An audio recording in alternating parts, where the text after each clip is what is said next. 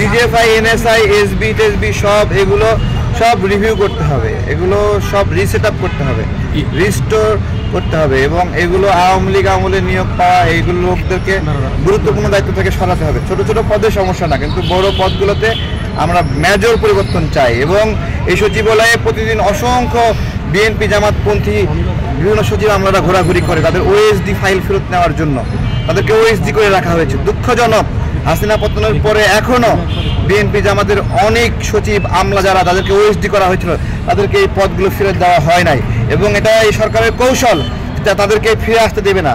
এবং তারা আওয়ামী লীগকে নিয়ে ঘর সংসার করছে এবং আওয়ামী লীগকে নিয়ে ঘর সংসার করলে সবাইকে যে পুড়তে হবে তাদের এখনো যদি বোধোদয় না হয় তাহলে আরো কখন হবে ভাই? এখানে আরো কখন হবে বলেন? প্রশ্নটা হচ্ছে, আপনি বললেন হচ্ছে বর্তমান সরকার আওয়ামী লীগকে নিয়ে ঘর সংসার করছে।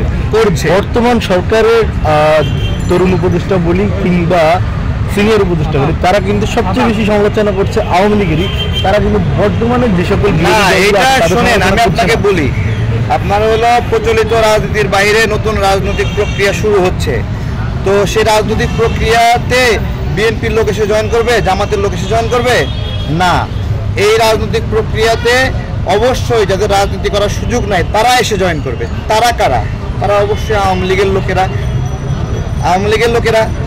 তো এই জন্যই যেরকম হাম্পি দাম্পি দেখতেছেন এগুলো দিয়ে ভয় দেখাচ্ছে তোমাদের কিন্তু অবস্থা খারাপ, তারপরে আবার ভিতরে ভিতরে ডাকতেছে আসো আমার এখানে দরজা খোলা আছে, তুমি নিরাপত্তা নাও আমার কাছে।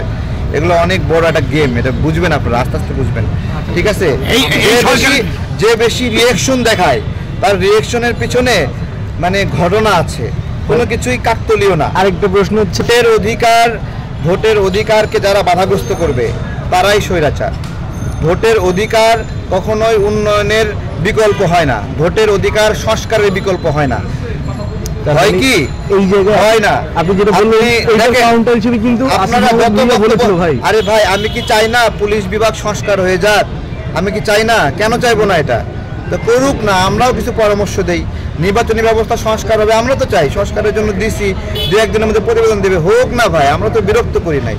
কিন্তু ইন্টেনশনালি বলা সংস্কার আগে না নির্বাচন আগে, এইটা তো মুখরোচক কথা, এটা দিয়ে শুনতে ভাল লাগছে, কিন্তু আমরা তো বলি নাই নির্বাচন আগে না সংস্কার আগে। আমরা বলছি দুটো পাশাপাশি চলুক না ভাই।